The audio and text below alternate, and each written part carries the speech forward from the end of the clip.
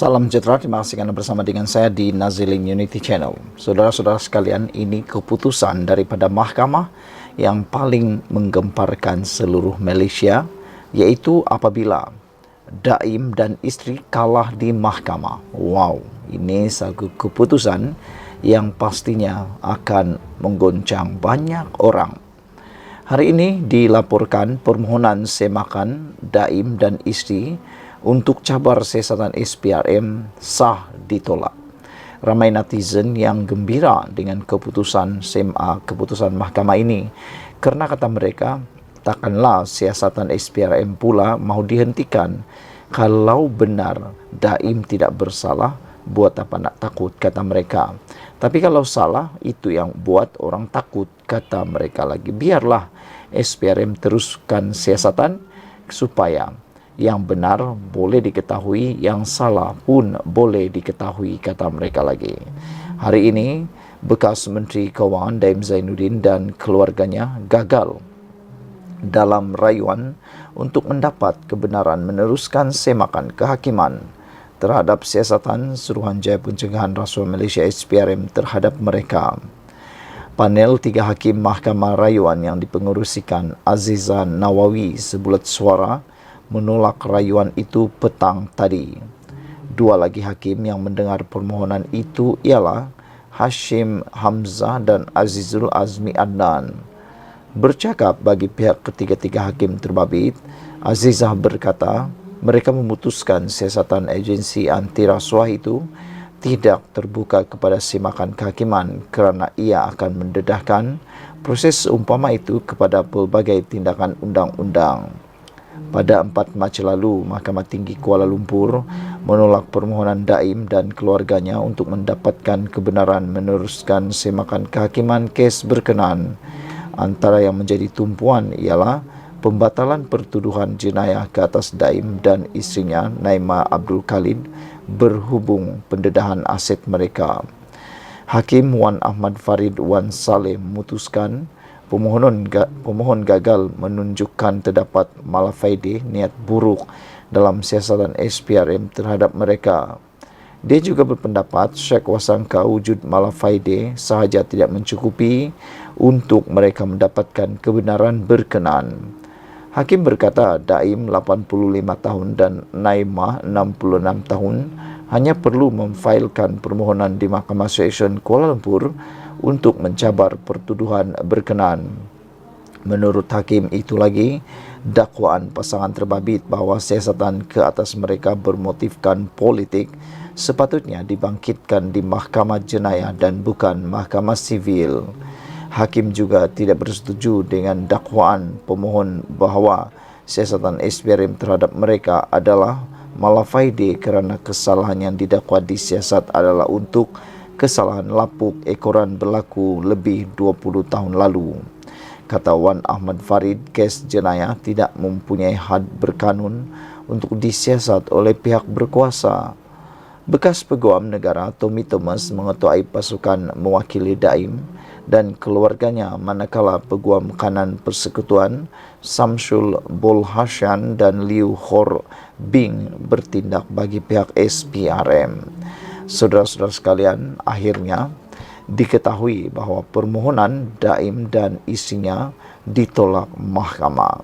Dengan itu, apakah nasib yang akan menimpa suami isteri ini? Sekian dulu untuk kali ini. Jangan lupa ikuti terus ulasan selepas ini. Salam sejahtera, terima kasih kerana bersama dengan saya di Nazilin Unity Channel. Saudara-saudara sekalian, ini satu pembongkaran yang luar biasa. Adakah MCA dan gerakan tiba-tiba akan membuat gabungan sendiri dan akan membentuk gabungan untuk menjadi kingmaker di Malaysia? Ini apabila dilihat MCA dan gerakan mempunyai kimia yang hampir sama. Dua-duanya seperti hilang arah tuju dan tidak tahu apa nasib mereka selepas pilihan raya nanti. Oleh sebab itulah, satu laporan di mycmu.net menulis gabungan MCA gerakan mampu gempur lawan DAP. Makna kata, kalau MCA dan gerakan bergabung, mereka mampu memberikan tonik untuk melawan DAP. Adakah ini bakal berlaku? Selepas gerakan, pemimpin Bersatu dan PAS sedia membuka pintu kerjasama dengan MCA menerusi Perikatan Nasional PN bagi berdepan DAP pada pilihan raya akan datang. Ketua Penerangan Bersatu Razali Idris berkata, gerakan dan MCA mungkin sesuai untuk menggalas cabaran di kerusi bukan Melayu, terutama majoriti pengundi Cina yang ketika ini dikuasai DAP. Kalau betul MCA berhasrat keluar BN, kita sangat sokong kalau dia kerjasama dengan gerakan, katanya kepada pemberita. Bagaimanapun beliau secara peribadi berpandangan, MCA dan gerakan mungkin boleh mempertimbangkan untuk bergabung bagi menambah kekuatan melawan DAP. Selain elak bertindak kerusi atau bertindan kerusi, mereka juga mungkin boleh berkongsi ideologi untuk memperkukuh sokongan orang bukan Melayu, katanya. Semalam Presiden MCA Wee Ka Siong berkata, parti itu tidak akan teragak-agak bergerak solo pada PRU 16 jika UMNO berdegil untuk tetap bekerjasama dengan DAP. Beliau menegaskan bahawa banyak keputusan dibuat pengerusi BN Zahid Hamidi bersifat unilateral atau sebelah pihak, termasuk pendirian mereka mahu bekerjasama dengan BN dan Pakatan Harapan PH diteruskan selepas PRU 16. Dalam maklum balasnya, Presiden Gerakan Dominic Lau berkata, pihaknya terbuka menerima mana-mana parti berhasrat bekerjasama dengan Perikatan Nasional PN, termasuk MCA jika mereka boleh menerima ideologi perjuangan gabungan itu. Sementara itu, Ketua Wanita PAS Nurida Saleh berkata masih terlalu awal untuk melihat kemungkinan gabungan PN dan MCA yang memerlukan perbincangan lanjut di peringkat atasan. Tapi sesiapa nak berbaik-baik dan bekerjasama bagi membina negara Malaysia yang sejahtera, adil untuk semua, kita mengalu-alukan, kata beliau lagi. Tetapi sebelum itu, satu juga laporan telah kita terima, iaitu GRS telah menolak pelawaan Muhyiddin untuk kerjasama dengan Perikatan Nasional. Berita sedih ini sudah menjadi tular di media sosial. Gabungan Rakyat Sabah akan memperkukuhkan lagi kerjasama sedia ada dengan Pakatan Harapan PH Sabah, terutama dalam usaha memajukan negeri ini dan menyatupadukan rakyat.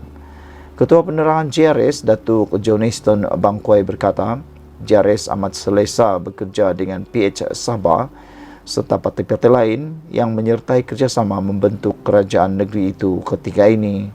Beliau berkata mengambil kira keyakinan rakyat terhadap JRS dan keserasiannya dengan PH Sabah dalam mentadbir negeri pada masa ini, tidak ada sebab untuk gabungan tempatan itu menjalinkan kerjasama dengan parti lain berpengkalan di Semenanjung. Sekian dulu untuk kali ini. Jangan lupa tinggalkan komen anda, tekan butang subscribe. Bye-bye. Salam sejahtera, terima kasih karena bersama dengan saya di Naziling Unity Channel. Isu paling hangat di seluruh Malaysia hari ini melibatkan kehilangan uang Malaysia sebanyak 277 bilion ringgit. Saudara-saudara sekalian, angka ini cukup menggemparkan kita, cukup membuatkan kita teriak. Teriak bukan karena apa, teriak tertarik, terkejut dan mungkin sedikit marah. Manakan tidak, uang 277 bilion ini bukan nilai yang kecil. Ia bukan juta, bukan juga ribu, bukan juga ratus juta. Tapi ini melibatkan 277 bilion. Siapa yang sakau, siapa yang telan, siapa yang makan. Ini semua disebabkan oleh perbuatan rasuah.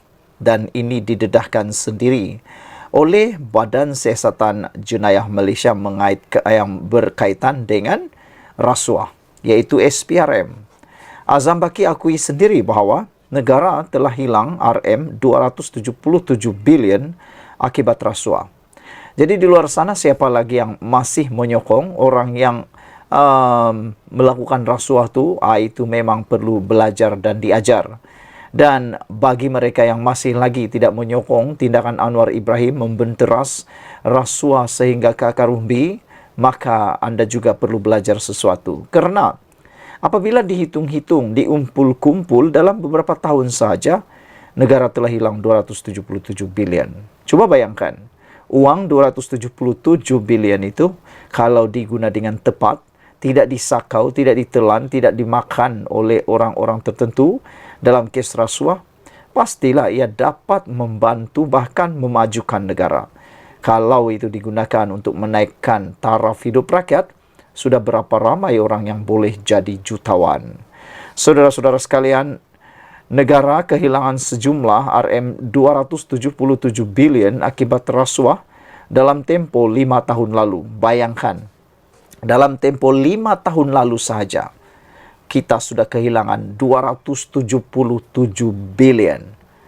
Jadi bayangkanlah, dalam tempo jangka waktu negara kita merdeka, kalau rasuah ini tidak terus dihentikan, dikekang dengan serius, berapa nilaikah yang kita akan kerugian? Baru 5 tahun, SPRM sudah mengira sebanyak 277 bilion sudah pun hilang. Kalau dihitung lagi, kalaulah kita tidak berusaha, tidak bersungguh-sungguh serius memerangi rasuah pada hari ini, bayangkan apa jadi 5 tahun lagi. Mungkin ianya akan jadi triliun. Saudara-saudara sekalian, perkara ini diakui sendiri oleh Ketua Pesuruh Jaya SPRM Tan Sri Azam Baki. Beliau berkata, kerugian itu adalah berdasarkan perkiraan keluaran dalam negara kasar KDNK dari tahun 2018 hingga 2023. Beliau berkata, 277 bilion itu adalah angka yang terlalu besar dan seharusnya diselamatkan dan digunakan untuk membantu rakyat dan meningkatkan infrastruktur awam seperti membaiki sekolah dan hospital. Strategi pemberantasan rasuah nasional yang dilancarkan pada hari ini memberi impak dan dilaksanakan dengan menggunakan pelbagai pendekatan dan metodologi bagi mengenal pasti bidang-bidang yang terdedah kepada risiko terkini rasuah dalam negara. Antaranya adalah melalui dapatan penyelidikan sektor-sektor yang cenderung kepada rasuah, salah guna kuasa, ketirisan, penyelewengan dan kelemahan pentadbiran, serta tata kelola yang telah dibentangkan dalam persidangan penyelidikan governance, integrity dan anti rasuah tahun lalu. Yang turut hadir pada acara itu ialah Timbalan Perdana Menteri Datuk Seri Ahmad Zahid Hamidi dan Datuk Seri Fadilah Yusof, Ketua Setiausaha Negara Tan Sri Muhammad Zuki Ali. Saudara-saudara sekalian, itulah dia pendedahan yang paling menarik sekali untuk hari ini. Apa pendapat anda? Sila tinggalkan komen anda, kita jumpa lagi.